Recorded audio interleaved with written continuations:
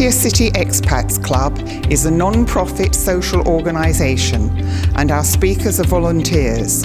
The club as such assumes no responsibility or liability for the professional reputation of or the quality of services provided by the speaker today.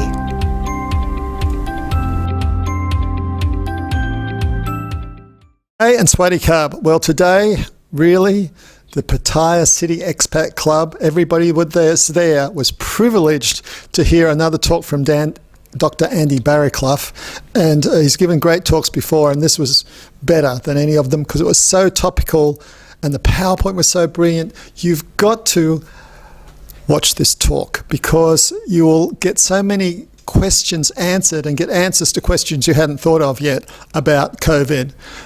Doctor, how did you come to know so much about the journey? Oh, presaging this. We had a talk from you about a year ago, and you were asked about COVID, and your prognosis was? Pretty grim. Yeah.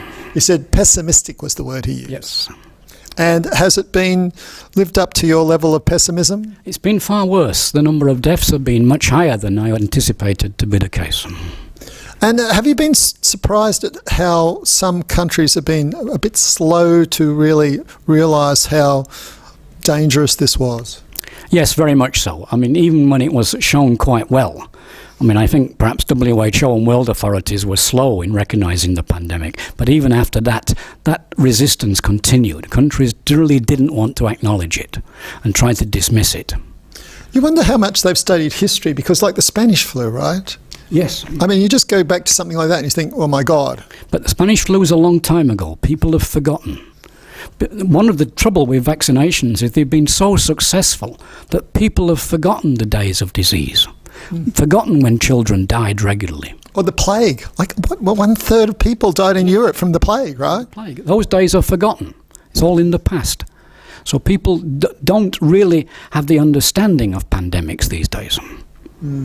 That's a very telling comment. Obviously, the talk was on no, I won't say technical because it was very much in layman's terms, but it went very systematically through COVID and what it was and how these particular vaccines work, because some of these vaccines really using cutting-edge sort of Star Trek technology.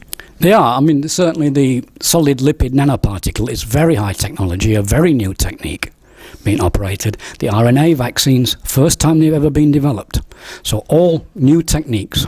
Against that, there are regular old-style vaccines. The Sinovac from China is using inactivated virus, was developed for polio vaccines more than 50 years ago. So there's both old and new there among the vaccines in use. And the point that you made, which I thought was brilliantly put, is that public health is about risk management. It's about, okay, which is the least risky to do? Do the vaccine or just ignore it and hope it'll go away?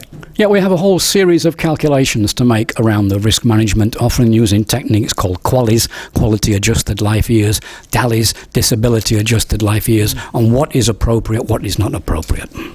So, and you're in balance that you definitely feel that getting a vaccine is much better than just hoping for the best. Absolutely, yes. I am a firm pro-vaccine candidate, rabidly so. So you'll be first in the queue if you can be? Very happy to be the first in the queue, as soon as the queue is available. Although you do have one vaccine you rather favour. I prefer the J&J simply because it's single shot, and that makes it more convenient for me. That's a Johnson & Johnson vaccine, which we're not going to get in Thailand.